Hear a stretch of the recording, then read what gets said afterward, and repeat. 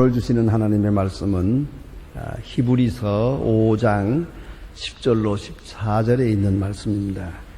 신약 성경 357면입니다. 357면 히브리서 5장 10절부터 14절까지 봉독하게 되겠습니다. 지금 다 같이 10절부터 같이 읽도록 하겠습니다. 하나님께 멜기세덱의 반차를 쫓은 대제사장이라 칭함을 받았느니라. 멜기세덱에 관하여는 우리가 할 말이 많으나 너희 듣는 것이 둔함으로 해석하기 어려우니 때가 그러므로 너희가 마땅히 선생이 될 터인 너희가 다시 하나님의 말씀의 초보가 무엇인지 누구에게 가르침을 받아야 할 것이다. 젖이나 먹고 단단한 식물을 먹을 자가 되었도다. 대저젖을 먹는 자마다 어린아이니 의의 말씀을 경험하지 못한 자요 간단한 음식을 사용합니다. 저희는 지각을 사용함으로 연단을 받아 연약을 분별하는 자들이니라. 아멘. 오늘 본문에 보면 장성한 자의 지각에 대해서 말합니다. 우리가 흔히 말하기를 몸이 자랄 때 우리를 성장한다 그럽니다. 육체가 성장한다 이렇게 말하고요. 또 그 인격이 자랄 때 그걸 성숙한다 그렇게 말합니다. 엄격하게 구별하지는 않습니다만은 우리의 말에는 그래서 성장이라는 말이 있고 성숙이라는 말이 있습니다. 그래서 성장이란 외적인 육체의 성장을 말하고 그 내적인 인간이 자라는 것을 성숙이라고 말합니다. 그럼 어떻게 하면 어떤 사람이 성숙하는 것일까 생각을 해봅니다. 아시는 대로 육체적인 성장은 좀 몰라보게 매일같이 자라거든요. 어린아이들을 보면 참 무엇이 쑥쑥 자라는 걸 볼 수 있어요. 깜짝깜짝 놀라게 자라고. 그러나 그 내적인 성장이라는 것은 눈에 잘 띄지를 않습니다. 어찌 생각하면 높이 성숙한 사람이 있는가 하면 나이는 꽤 많이 먹었는데 여전히 생각하는 것이나 뜻하는 것이 어린아이와 같은 그런 처지에 있는 사람들도 있습니다. 제가 어떤 책을 보니까 성숙에 대해서 이렇게 기록해 놓은 걸 보았는데 여러분께 지금 읽어드릴 마음이 있습니다. 왜냐하면 성숙을 생각할 수 있는 하나의 척도가 되기 때문입니다. The Best Loved Poem of the American People이라고 하는 그런 책에서 나오는 얘기인데요. 미국인들이 가장 사랑하는 시라고 하는 그런 책에 한 구절에 이런 말이 있습니다. 그 제목은 if입니다. 만약 이게 제목인데 한번 들어보십시다. 만약 주변 모든 사람들이 당신에게 화를 내면서 당신에게 모든 책임을 돌릴 때에도 당신이 침착할 수 있다면 그것이 바로 성숙입니다. 만약 모든 사람들이 당신을 의심할 때에도 당신이 그의 의심하는 바를 허용하며 당신 자신에 대하여 스스로 믿을 수 있다면 그게 바로 성숙입니다. 만약 간절하게 기다리고 있을 때에도 당신이 그 기다림에 지치지 않고 있다면 그것이 성숙입니다. 만약 거짓으로 속임을 당할 때에도 당신이 다시 거짓으로 맞서지 않을 수 있다면 바로 성숙이고요. 만약 미움을 받을 때에도 당신이 미워하지 않을 수 있다면 이 성숙한 상태예요. 만일의 모든 것을 잃어버리고 가까스로 다시 시작할 때에도 당신이 잃어버린 것에 대하여 한마디도 토해내지 않을 수 있다면 만약 그 모든 것을 잃어버린 지 오랜 시간이 지났을 때에도 당신에게 유익하도록 마음과 신경과 근육을 강하게 할 수 있다면 말씀하시는 그분의 뜻 견디라는 말 외에는 당신 속에 아무것도 없을지라도 견뎌낼 수 있다면 당신은 성숙한 자가 된 것입니다. 여러분, 두고두고 한번 생각해 볼 필요가 있는 말씀이옵니다.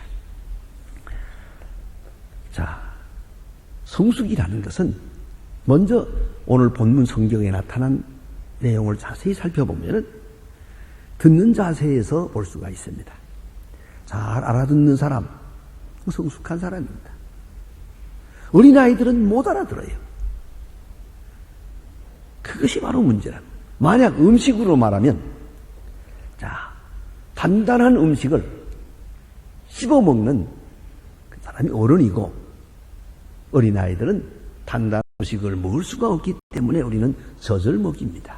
술술 넘어가는 것.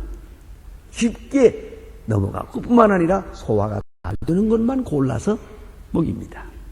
그러나 어른은 그렇지 않습니다. 어쩌면 먹을 수도 없는 딱딱하고 굳은 것, 그것을 씹어가며 맛을 봅니다. 사실 나이가 많아서 혹 이빨이 다 빠지고 그러면은 사실 세상에 사는 중에 먹는 재미가 좋은데, 그 먹는 재미는 반은 잃어버린 거죠. 전 늘 말씀하시던 우리 할머니의 말씀을 기억합니다. 연세가 70 넘고 다 이렇게 돼서 치아가 좋지 않았어요. 그래서 우리가 사과를 먹던가 배를 먹던가 참외를 먹던가 이런 걸 집안 식구들이 먹을 때는 아주 어린이 큰 숟가락 하나 갖다 드려요. 그러면 그거 가지고 싹싹 훑어서 이렇게 잡수면, 그러면서 한마디 하는 말이, 먹는 재미가 없다. 이걸 씹어 먹어야 맛있죠. 와작와작 씹어야 맛있는데, 참 이상하게도 할아버지는 이가 좋았어요. 80이 넘어도 완전했어요, 이가. 그래서 할아버지는 늘 잡수시는데, 제가 할아버지를 닮았어요. 그런데 우리 할머니 쪽은 영 좋지 않았어요. 그래서 할아버지가 늘 할머니한테 그거 숟가락 그렇게 먹으면서 뭘 먹겠다고 하나 이렇게 해가지고 구박을 하는, 그렇게 싸우고 그런 걸 보았어요. 자오간 여러분, 음식은 굳은 음식을 씹고 소화할 수 있느냐, 그 어른입니다. 다시 말하면 말씀도 좀 굳은 말씀이 있어요. 잘 이해가 안 되는 말씀, 그걸 딱 받아서 소화하는 거예요. 완전히 소화할 수 있어요. 그 소화 능력을 가지고 있어요. 해독 능력을 가지고 있어요. 그 어른이 성숙한 사람이고, 조금만 좀 어려운 말씀을 하면 못 알아들어요. 또 조금 뜨면 오해를 해요. 이 여전히 미숙한 심령이다, 그렇게 말씀하고 있는 겁니다. 성경에 보면 정말 어리석을 정도로 미숙한 사람이 있지요. 사마리아 여자, 우물가에서 만나서 예수님이 말씀하세요. 내가 주는 물은 영원히 목마르지 않으리라. 그러니까 이 여자가 대뜸 하는 말이, 그런 물 나 좀 주어서 물길러 오지 않게 해주세요. 이 정도로 안 통하는 여자하고 참 힘들잖아요, 말하기가. 얼마나 힘든지. 이렇게 말귀를 못 알아듣는 그런 정도, 그게 바로 미숙한 것이다 하는 말이고요. 두 번째는 판단력이 옵니다. 판단력이 문제예요. 자, 들었으면 이젠 판단해야 돼요.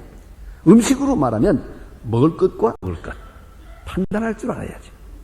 아무거나 먹는 거 아니잖아요. 또 먹어서 유익한 것과 유익하지 않는 것, 그거 판단할 줄 알아야지. 이거 판단 못하면 그건 또 역시 어린아이죠. 어린아이들은 그저 별걸 다 먹어요. 도대체 그저 막 집어 생긴단 말이에요. 그래가지고 말씀 아닙니까? 그러나 어른은 스스로 판단하는 것이에요.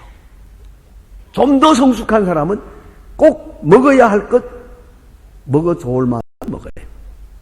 자가 세상에 제일 미련한 사람은 음식이 좀 맛이 있다고 해서 자제력을 잃어버리고 많이 먹어놓고 일어나지 못하고 씩씩하는 사람, 그리고 소화제 찾는 사람, 세상에 미련한 것이죠. 안 그래요? 그 음식이라는 게 그렇게 먹을 게 아닌데 말이죠. 이런 게 다 미숙아에 속하는 거예요. 그런데 정신적으로 또 그렇단 말이에요. 판단력이 있어야 돼요. 듣는 바를 판단하고 스스로 판단할 줄 알아야죠. 그래서 14절을 오늘 본문에서 이제 볼 것 같으면 분명히 말씀하십니다. 단단한 음식은 물은 장성한 자의 것이니 저희는 지각을 사용함으로 연단을 받아 선악을 분별하는 자들이니라. 선악을 분별의식이 있어요. 이건 성숙한 사람이에요. 그런데 참 예수를 오래 믿으면서도 분별의식이 없어요. 그래서 여기 가서 들으면 이 말이 옳은 것 같고 저기 가서 들으면 저 말이 옳은 것 같고 이건 참 문제라고요. 이런 사람은 문제예요. 제가 한번 직접 들은 얘기가 있습니다. 어느 제 친구 목사님하고 그 어머니하고 얘기를 하는데 그 어머니는 일이 없으니까 보따리 들고 이 산 저 산 이 부흥회 저 부흥회 잠깐 부흥회 쫓아다녀요. 가서 한 일주일씩 있다 오거든요. 그러니까 아들이 민망해서 그랬어요. 어머니, 내가 목사입니다. 아들이 목사인데 그래도 좀 가려가면서 부흥회도 다녀야지. 그래 아무데나 다니면 됩니까? 그러니까 어머니 말씀이 야, 그런 말 하지 마라. 은혜가 많더라. 그래요. 그러니까 그 아들이 말리다 못해서 이렇게 말하더만요. 우리 어머니는 먹성이 좋아서. 그래요. 어머니 좋아서. 그 판단력이 좋아서 다 건널 걸 건너고 좋은 말씀으로 다 받아요. 좋은 말씀으로 잘 듣더라 이거예요. 유익하게 소화하고 있어요. 이런 소화 능력이 있어야 되고 또 그 다음에는 수용 능력이 옵시다. 이제 듣고 깨달았으면 또 받아들여야 되는데 이 받아들이는데 수용하는 자세가 좋지 않아요. 어떤 사람은 반만 수용하려고 자기에게 이로운 거 몇 가지만 듣고 나머지는 안 들어요. 버린다고요. 이 수용하는 자세가 아주 좋지 않아요. 그게 문제라고요. 그래서 누가복음 24장 25절에 보면 예수님께서 엠마오로 가던 제자에게 말씀하시기를 오 슬로우 빌리버 그렇게 말씀하세요. 하나님의 말씀을 더디 믿는 자요. 이게 좀 속도가 느려. 빠르게 이해하지를 못하고 느려 빠졌어요. 더디 믿는 자요. 언제나 제대로 믿겠나. 좀 빨리 받아들였으면 좋겠는데 빨리 수락하질 않아요. 그런 분들이 많아요.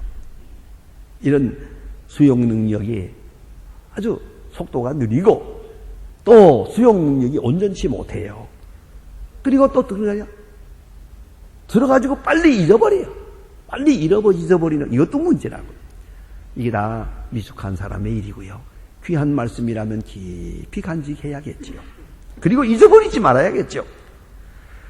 마치 예수님 말씀대로 보면 물짝밭과 같은 마음이 됐어야 되겠어요. 또 가시덤불과 같은 마음, 이게 다 수용력이 좋지 않죠. 또 하나는 실천력이에요.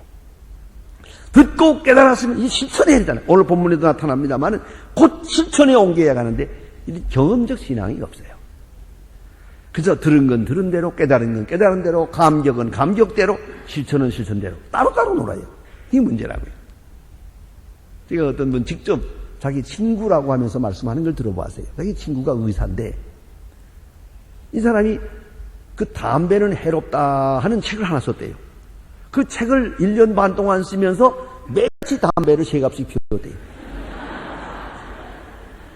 그리고는 그 책 다 쓴 다음에 폐암으로 죽었어요. 자, 담배는 해롭다 하는 책을 쓰면서 담배 피우는 사람 어떻게 생각하세요? 이 웃을 얘기가 아닙니다. 하나님은 곧잘 알아요. 말을 하면 곧잘 해요. 행동으로 옮기질 못해요. 실천력이 없어요. 응용하는 힘이 없어요. 이게 문제라고요. 여러분 오늘도 생각 많이 하죠. 이래야겠다 저래야겠다 하지만 그 정말 마음에는 원이로되 육신이 약해가지고 말이에요. 행동으로 옮기는 건 몇 가지가 되질 않아요. 이게 문제라고요. 사실은 행동으로 실천하면서 깨닫는 진짜 지혜를 얻게 되는 것인데 실천력이 없을 때는 그 지혜는 머릿속에서 맴돌다가 말씀은 맴돈다가 사라지고 말아요. 그리고 점점 자기는 의지박약한 사람으로 나와요. 마지막엔 자기가 자기 자신을 믿을 수가 없어요. 그런 인간이 되고 만다 하는 얘기입니다. 이라 유약한 자의 모습입니다. 다음에 오늘 본문에 말씀한 대로 보면 이제는 선생이 되어야 할 터인데 이게 무슨 말입니까? 듣고 깨닫고 실천하고 경험을 얻게 되면 이제는 뭐예요? 실천해서 나가 전도하는 거예요.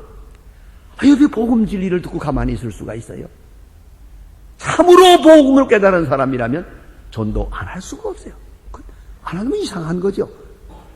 그래서 이 전도학에서 그런 말을 한답니다. 목회학에서도 말하고요.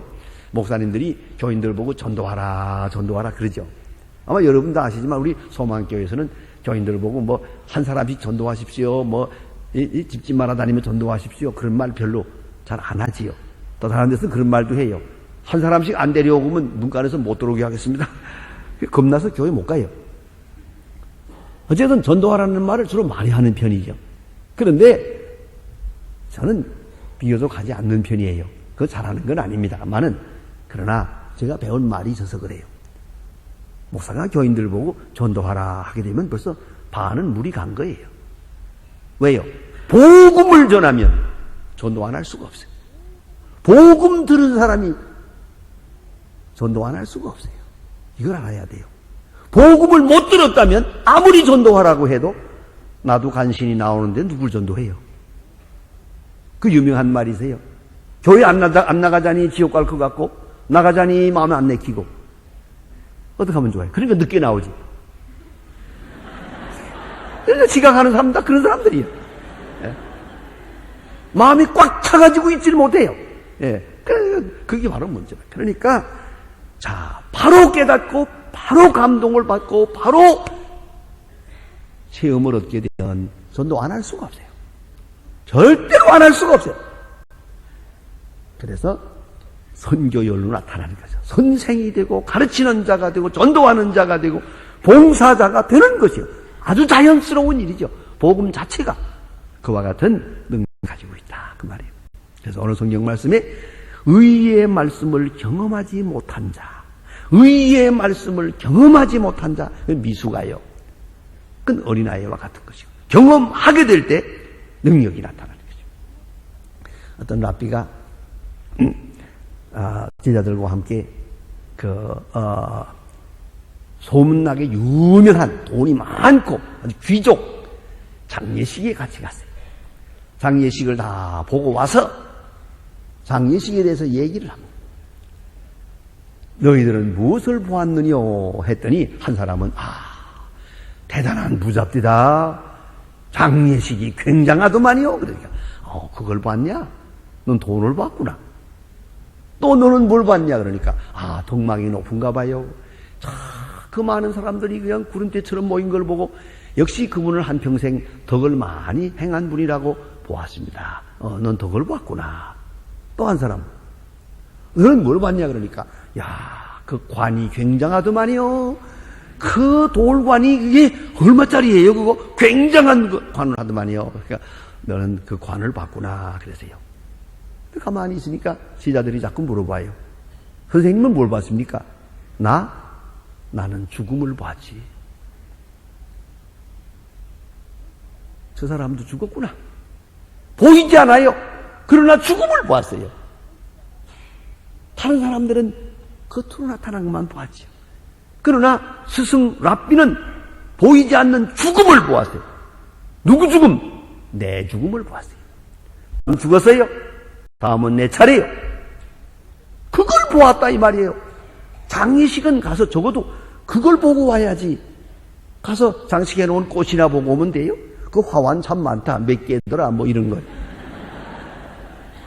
이렇게 봐서 되겠냐고요. 적어도 장례식에 가서는 죽음을 보고 남의 죽음 아닌 내 죽음을 봐야지. 그런 지혜가 있어야 되는 거죠. 그래서 이런 체험적 신앙을 가지게 되면 증거하게 되고, 증거하게 될 때 말씀의 능력에 사로잡히게 되고 말씀의 능력의 위대함을 또다시 체험하게 되는 겁니다. 고린도전서 1장 24절에 보면 사도 바울은 그래서 그리스도는 능력이다 그랬어요. 예수를 믿는다란 파워, 엠파워, 능력을 받는 거예요. 그건 그대로 예수를 믿는 순간, 예수를 깨닫는 순간 능력으로 나타나는 것이죠. 예수 믿는다는 뜻입니다. 오늘 성숙한 자에게 주시는 교훈의 말씀을 들어보세요. 멜기세덱에 관하여는 그랬어요. 멜기세덱에 관하여는 우리가 할 말이 많으나 너희가 듣는 것이 둔함으로 해석하기 어려우니라. 멜기세덱! 오늘 본문에 나타난 주제는 다시 뒤에 공부합니다. 멜기세덱 크리스탈라지, 멜기세덱 기독론을 말하고 있어요.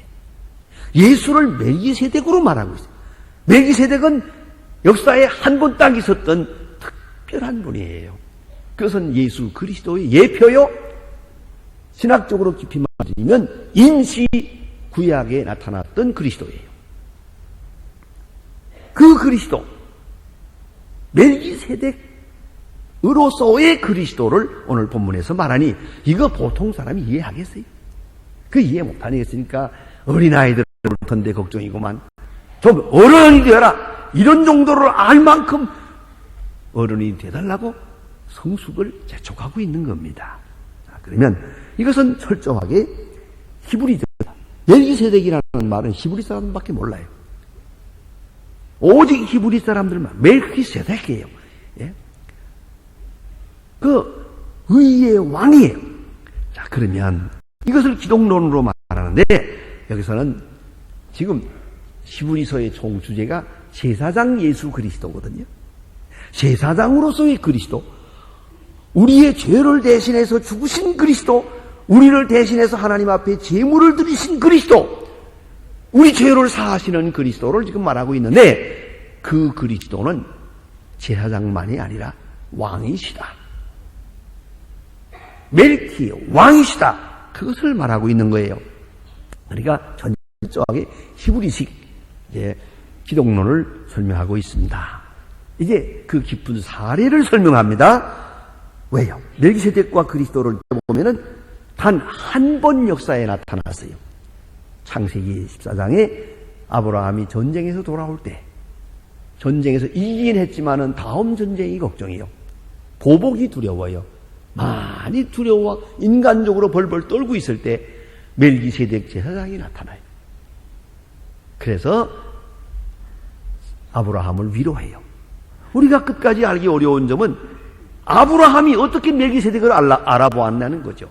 얼굴이 어떻게 생겼나? 어떤 옷을 입었나? 얼마나 영광이 있었던가? 도대체 이 사건은 아브라함과 멜기세덱의 만남, 이건 도대체가 이해가 되기 어려워요.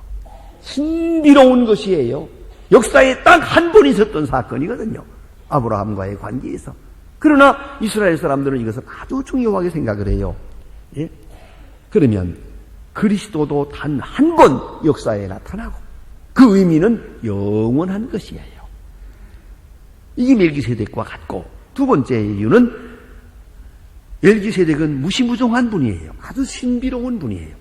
아버지도 없고 어머니도 없어요. 그대로 딱 한 번 나타나서 아브라함을 만났어요. 그리고 위로했어요. 그리고 사라졌어요.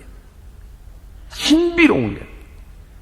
예수 그리스도 역시 생각하면 이 땅에 오셔서 33년 동안 역사하셨어요.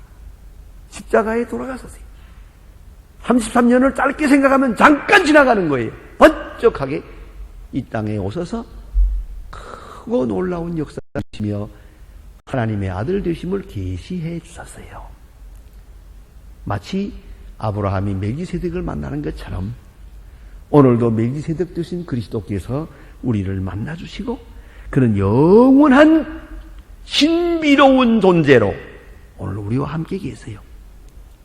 Living Christ, 살아계신 그리스도, 지금도 살아서 역사하시는 대제사장 되신 그리스도가 우리와 함께 계세요. 신비로 마치 아브라함에게 나타났던 멜기세덱과 같은 그런 분이다, 이렇게 말씀하는 것이고요. 또 한 가지는 멜기세덱은 제사장이에요. 그리고 동시에 왕이에요. 이걸 아셔야 됩니다. 신령한 왕이에요. 세상에서 무슨 이렇게 보좌에 앉아가지고 군사를 거느리고 있는 그런 왕이 아니라 신령한 왕권을 가지신 분으로 나타났거든요. 예수 그리스도도 제사장이 동시에 왕이시에요. 만왕의 왕이 되시죠. 그런 의미가 중요하고요. 네 번째는 아주 신학적으로 중요한 의미가 있답니다. 이스라엘 사람들은 항상 율법에 매여 있거든요. 율법이 중요해요. 모세가 중요해요. 모세의 율법에 대해서 큰 관심을 가지고 있고 이것을 통하여 구원 얻기 위해서 몸부림을 치고 있는데 이제 보세요. 모세보다 먼저 있은 분이 아브라함. 그리고 아브라함 때에 멜기세덱이 있어요. 그러니까 멜기세덱은 율법 이전이요. 모세 이전의 일이요. 예수 그리스도도 모세 이전이요. 그걸 잊지 말아야 합니다. 그래서 율법 이전에 계신 분으로 율법 완성자로 이 땅에 오셨지요. 이런 신비로운 진리를 이해하려면 성숙한 교인이어야 하겠다 하는 얘기고요. 마지막으로 또 한 가지 생각할 것은, 자, 아론과 그 제사장들은 어땠습니까? 아론과 제사장들은 다요, 모든 사람들이 다 아론과 레위의 후손이에요. 아시겠어요? 아론과 레위의 자손이래야만 제사장이 돼요. 그런데 예수님은 유다 지파예요. 다시 말하면 제사장은 100% 레위 지파에서 나옵니다. 그건 누구도 이 법을 어길 수가 없어요. 그러나 아니요. 중요한 것은 예수님은 유다 지파예요. 어떻게 유다 지파가 될 수 있느냐? 여기에 대한 가장 큰 증거가 멜기세덱을 보라. 멜기세덱은 아버지도 없고 어머니도 없다. 그러나 온전한 제사장이다. 아브라함 때에 벌써 율법 전에 그 멜기세덱의 반차를 쫓아, 오늘 본문에 멜기세덱의 반차를 쫓아 예수는 우리의 제사장이다. 그 말이에요. 그러니까 유대 사람들에게 있는 그 아주 고질적인 질문, 다시 말하면 예수는 제사장인데 그렇다면 레위 후손이 아닌데 어떻게 제사장이 될 수 있느냐? 그는 유다의 후손인데. 그러나 오늘 히브리 저자는 아니요. 그건 레위의 반차를 쫓은 게 아니라 멜기세덱의 반차를 쫓아서 제사장이 되었다. 영원한 제사장이 되신 것이다. 이렇게 말하려고 하는 것입니다. 그리고 보세요. 멜기세덱이 나타나서 피곤에 지친 아브라함과 그 따르는 사람들에게 창세기 14장에 보면 떡과 포도주를 주었어요. 피곤한데 먹고 기운 차리라고 이 제사장이 주신 거예요. 그와 같이 예수님은 제사장이 되어서 우리에게 떡과 포도주를 주세요. 성찬식을. 내 살을 주고 내 피를 주고. 이거 예수님이에요. 멜기세덱과 예수님이 이렇게 닮은 게 많아요. 그러나 특별히 말하고 좋아하는 신학적인 것은 예수님은 유대 지파지만은 예외가 있어요.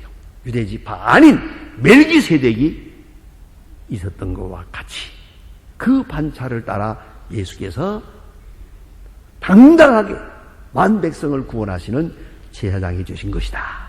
이것을 말하자는 데 있습니다. 그리스도를 대제사장으로 영원한 제사장으로 영접합니다. 동시에 그는 왕이십니다.